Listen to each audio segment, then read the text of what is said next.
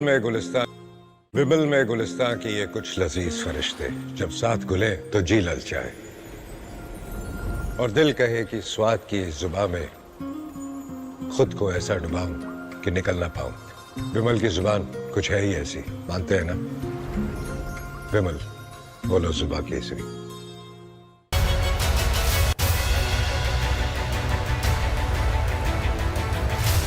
नमस्कार, रिपब्लिक भारत देख रहे हैं आप। आपके साथ मैं हूं सुमित चौधरी और सबसे पहले शुरुआत आज की सबसे बड़ी खबर के साथ करने जा रहे हैं। जिस तरीके से ऑपरेशन सिंदूर के जरिए भारतीय सेना ने पाकिस्तान पर कहर बरपाया, उसे लेकर अब भारतीय सेना की तरफ से बड़ा बयान दिया गया है। ऑपरेशन सिंदूर में 64 पाक सैनिकों को ढेर कर दिया गया था। 90 से ज्यादा जो पाक सैनिक हैं वो घायल हुए।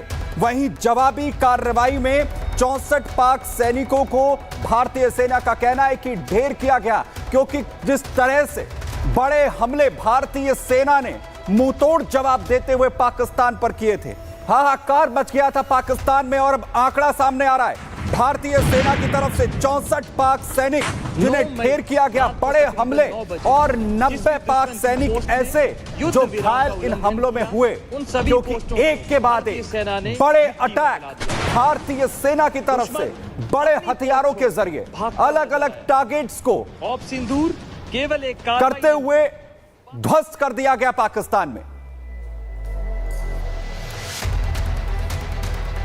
दरअसल लगातार पाकिस्तान को बार बार चेतावनी के बावजूद पाकिस्तान ने आतंकियों को पालना नहीं छोड़ा, और उसी का नतीजा था ऑपरेशन सिंदूर। और ऑपरेशन सिंदूर में आकर कैसे जो तबाही है वो भारतीय सेना ने पाकिस्तान में बचाई, और कैसे पाकिस्तान के सैनिकों को ढेर किया, उसका आंकड़ा अब यहां पर सामने आ रहा।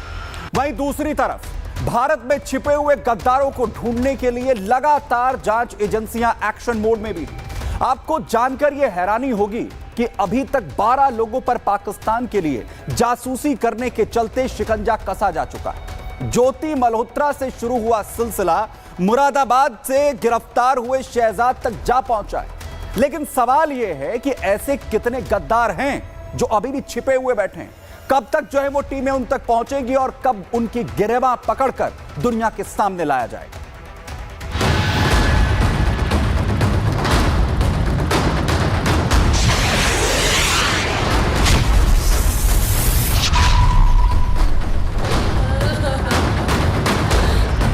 पहले ज्योति मल्होत्रा, अरमान, गजाला और अब शहजाद।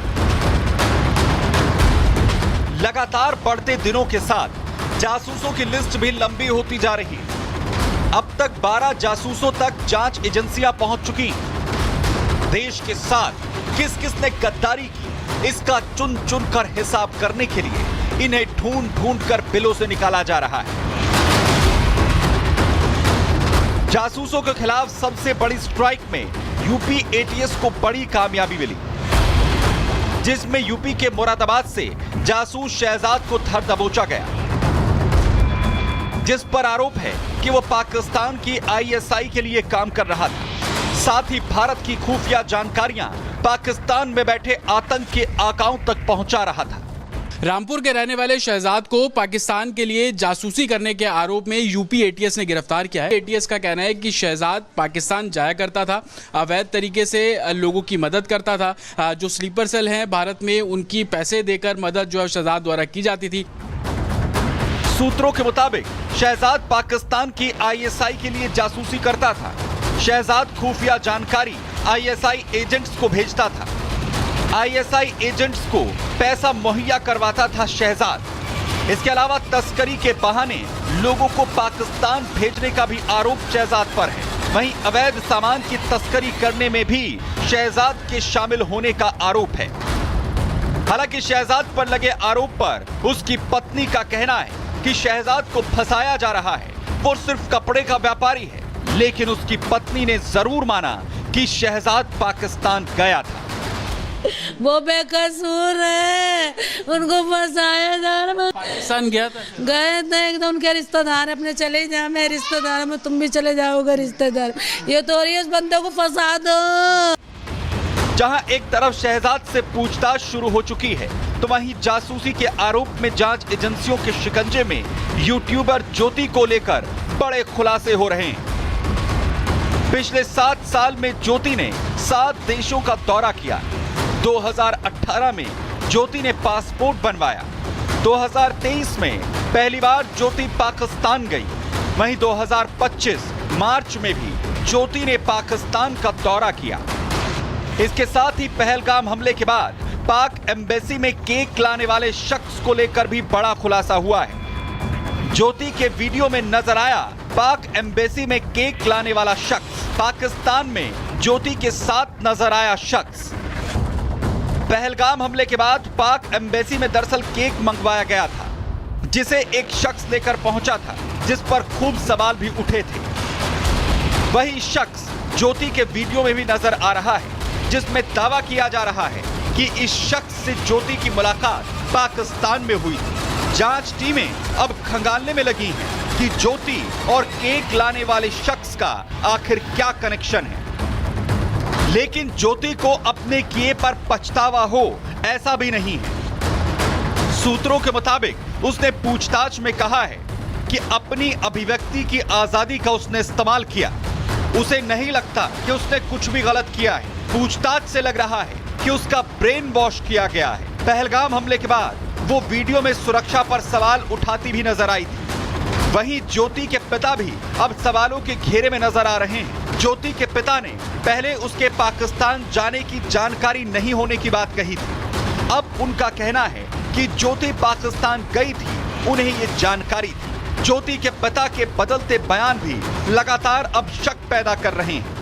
पाकिस्तान जाया करती थी, इस बात की आपको जानकारी थी? पाकिस्तान जाया करती जी, तो इनसे परमिशन लेके जाया करती होगी, वैसे तो कौन नहीं जाया करती होगी। फिर ये क्यों है उल्टी सीधी बात कर रहे हैं। लेकिन सिर्फ ज्योति यूट्यूबर ही खुफिया जानकारी पाकिस्तान तक पहुंचा रही थी, ऐसा नहीं है। जांच टीमें लगातार उन कड़ियों को जोड़ रही है जहां जहां ज्योति के कनेक्शन हैं। इस कड़ी में एक नया नाम उड़ीसा की प्रियंका सेनापति का भी सामने आया है, जिससे जांच एजेंसियों ने पूछताछ शुरू कर दी है। हालांकि प्रियंका का कहना है कि ज्योति सिर्फ उसकी दोस्त है और इसके अलावा उससे उसका कोई लेना देना नहीं है। पुलिस ने प्रियंका को हिरासत में ले उससे पूछताछ भी शुरू कर दी है। वहीं जैसे जैसे कड़ियां जुड़ रही हैं, देश में छिपे गद्दारों का चेहरा बेनकाब हो रहा है और जासूसों पर भारत की सबसे बड़ी स्ट्राइक जारी है। Bureau report, Republic Bharat. कोई हैरानी की बात नहीं, क्योंकि पाकिस्तान की यही फितरत है, कभी सामने आकर वार नहीं करता। कायरों की तरह कभी आतंकी घटनाएं करवाएगा, कभी जासूसों के जरिए पीठ पर वार करेगा। ऐसा ही उसने इस युद्ध में भी करने की कोशिश की। जब उसकी सेना भारत के हमलों का जवाब नहीं दे पा रही थी, तो पता है क्या किया? पाकिस्तान ने भारत के धार्मिक स्थलों को निशाना बनाने की कोशिश की, गोल्डन टेंपल पर हमला करने की कोशिश की। मकसद साफ था, सांप्रदायिक सौहार्द बिगाड़ दो। लेकिन भारत से यहां भी उसे मुंह की खानी पड़ी और गोल्डन टेंपल तक उसके बम और मिसाइल तो क्या पहुंचते, उन्हें हवा में ही ढेर कर दिया।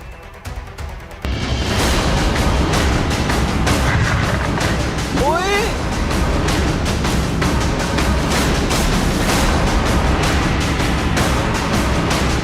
7 मई को भारतीय सेना पाकिस्तान में पल रहे आतंकियों पर काल बनकर टूटी।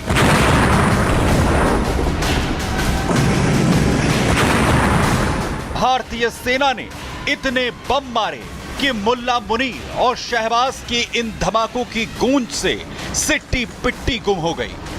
मसूद अजहर और हाफिज सईद आतंकी गैंग के 100 से ज्यादा आतंकियों का खात्मा जहां भारतीय सेना के जाबाजों ने किया, तो वहीं पाकिस्तान की जिहादी फौज ने भारत में सामाजिक सौहार्द बिगाड़ने के लिए धार्मिक स्थानों और नागरिक इलाकों को निशाना बनाने की नापाक कोशिश की। 8 मई को पाकिस्तान ने गोल्डन टेंपल और पंजाब के दूसरे शहरों जैसे जालंधर, लुधियाना, चंडीगढ़ पर बड़े पैमाने पर हवाई हमले शुरू किए। गोल्डन टेंपल को निशाना बनाने का मकसद धार्मिक और प्रतीकात्मक महत्व के स्थानों पर हमला कर भारत में सांप्रदायिक तनाव को भड़काना और राष्ट्र एकता को कमजोर करना था। अमृतसर, जम्मू, श्रीनगर, पठानकोट, भुज और अन्य शहरों में सैन्य और नागरिक ठिकाने भी निशाने पर थे। मुनीर के मंसूबे भारतीय सेना पहले ही जान चुकी थी। भारत को पता था कि पाक आर्मी भारतीय सेना से सीधी टक्कर नहीं ले सकती। ऐसे में वो काराना हरकत जरूर करेगी। सांप्रदायिक और सामाजिक खलल डालने के लक्ष्य से पाकिस्तान आर्मी ने धार्मिक स्थलों को भी निशाना बनाया। जैसे कि हम सब जानते हैं, उसने गोल्डन टेम्पल के ऊपर बहुत भारी तादाद में ड्रोन और मिसाइल से हमला किया, जिसको कि हमारे बहादुर आर्मी एयर डिफेंस के गनर्स ने पूरी तरीके से डिटेक्ट, ट्रैक और एंगेज करके ध्वस्त किया। 8 मई की सुबह अंधेरे में पाकिस्तान ने नापाक साजिश रचने की जुर्रत की। पाकिस्तान ने हमले में कामिकोज ड्रोन, तुर्की के YHA-3 माइक्रो ड्रोन, सतह से सतह और हवा से सतह में वार करने वाली मिसाइलें, आर्टिलरी रॉकेट से गोल्डन टेम्पल को निशाना बनाने की कोशिश की। भारतीय सेना ढाल बनकर खड़ी थी। पाकिस्तान की मिसाइलों तो दूर, एक माचिस की तीली भी गोल्डन टेम्पल के आसपास तक नहीं पहुंच सकी। सक्सेस नहीं मिलने पर इन्होंने यही कामिकाजी ड्रोन्स और रॉकेट्स को सिविल एरियाज, गुरुद्वारा साहिब और रिलीजियस एरियाज को भी टारगेट किया। भारत ने अपनी स्वदेशी एयर डिफेंस सिस्टम से पाकिस्तानी आर्मी को घुटने पर ला दिया। आकाश तीर ने जहां पाक हमलों को ध्वस्त किया, तो वहीं ब्रह्मोस ने बता दिया कि सैन्य कार्रवाई आखिर क्या होती है। पाकिस्तान को धूल चटाने वाली भारतीय सेना पूरी ताकत के साथ सीमा पर तैनात है।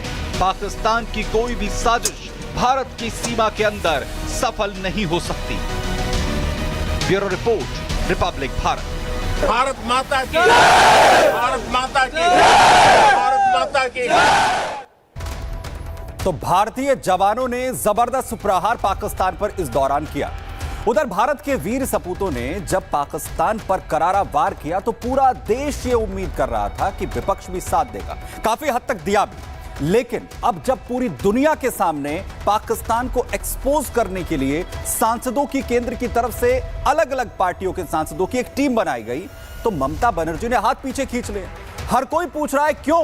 क्या ममता बनर्जी को पाकिस्तान को एक्सपोज करने से परहेज है? क्या कोई दिक्कत है? आखिर क्यों टीएमसी ये परहेज कर रही है और बता क्यों नहीं रही है? ये सवाल हर कोई जानना चाह रहा है।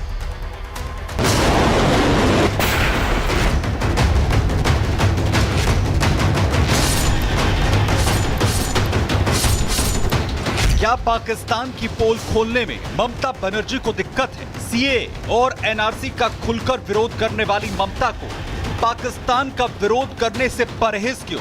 पहलगाम अटैक में पाकिस्तान का हाथ है, ये पूरी दुनिया जानती है। लेकिन पाकिस्तान की आतंकी सूरत पूरी दुनिया को दिखाने के लिए सभी पार्टियों के सांसदों की जो टीम केंद्र ने अलग अलग देशों में भेजने के लिए तैयार की, जो पूरी दुनिया को मजबूती से बताएगी कि पाकिस्तान में कैसे आतंक की फैक्ट्री को भारत की सेना ने तबाह कर दिया, उससे ममता बनर्जी की पार्टी ने किनारा कर लिया। और इसीलिए सवाल उठ रहा है कि आखिर क्यों? दरअसल दुनिया भर में पाकिस्तान को एक्सपोज करने के लिए सांसदों की टीम बनाई गई है। टीम में टीएमसी सांसद यूसुफ पठान को भी शामिल किया गया था। यूसुफ को दुनिया के सामने पाकिस्तान को बेनकाब करना था, लेकिन टीएमसी ने यूसुफ को इस टीम में शामिल होने से इनकार कर दिया। टीएमसी ने इस फैसले के पीछे कोई वजह भी नहीं बताई।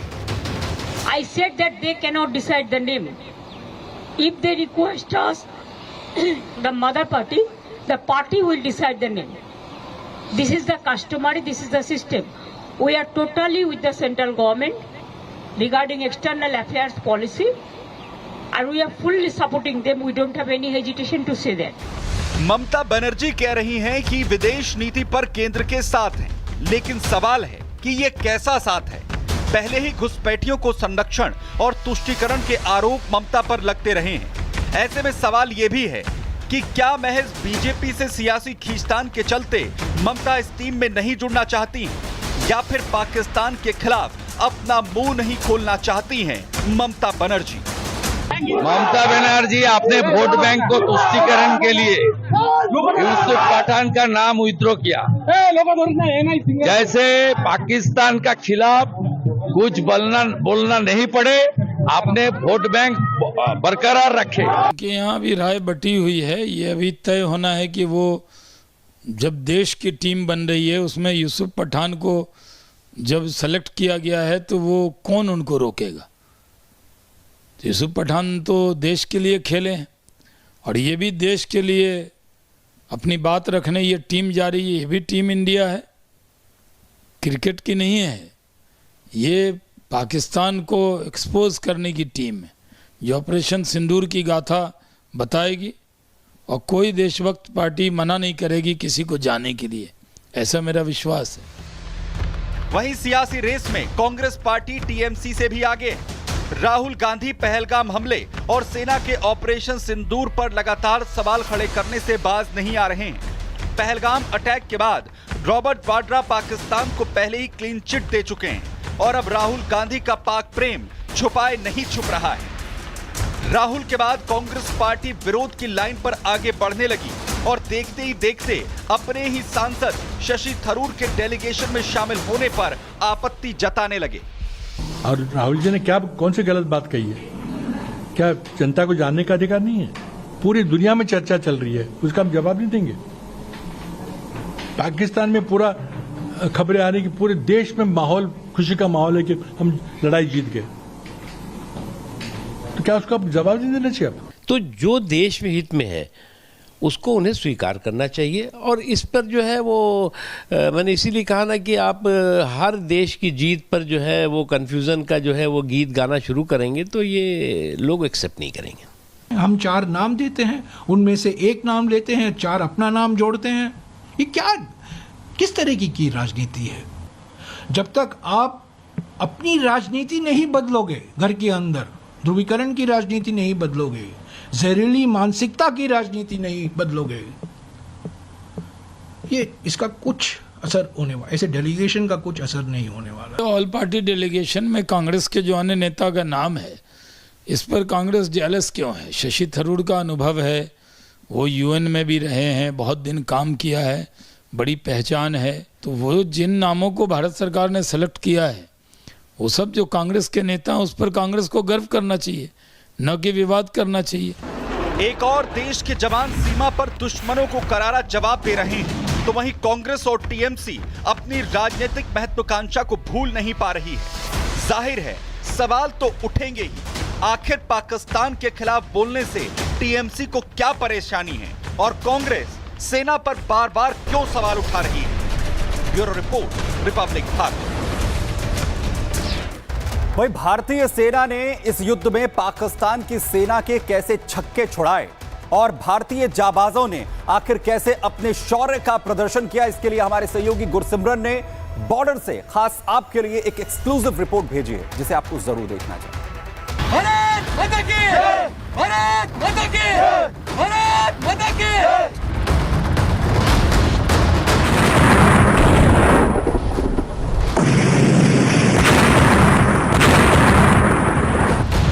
मुल्ला मुनीर और मियां शहबाज ने एलओसी और सीमा पर नापाक हरकतें करने की कोशिश की, लेकिन भारत से पटखनी खाने के बाद मुनीर शहबाज अंडरग्राउंड हो गए। पाकिस्तान को अपने चाइनीज और तुर्की मेड ड्रोन पर बड़ा गुरूर था, लेकिन भारत की ताकत के आगे वो सिर्फ खिलौना साबित हुई। ऑपरेशन सिंदूर के तहत भारत ने पाकिस्तान की तरफ से दागे गए 300 से ज्यादा ड्रोन्स को पूरी तरह से निस्तनाबूद कर दिया। ये सिर्फ संभव हो पाया है भारत के आकाश तीर सिस्टम की वजह से, जिसने समय रहते दुश्मन के ड्रोन्स की लोकेशंस को बताया, समय रहते जो है ड्रोन्स को एंगेज किया और भारतीय सैन्य प्रतिष्ठानों पर एक बड़ा हमला, 300 से ज्यादा जगहों पर जो पाकिस्तान की तरफ से हमला करने की कोशिश 10 मई की सुबह को की गई थी, उसे पूरी तरह से विफल किया। कबाड़ पाकिस्तानी मिसाइलों को भारतीय डिफेंस सिस्टम ने निस्तेनाबूद कर दिया। ऑपरेशन सिंदूर के दौरान पाकिस्तान की तरफ से दागे गए हर एक ड्रोन, हर एक मिसाइल को भारतीय सेना और भारतीय वायुसेना ने जो है विफल किया। ये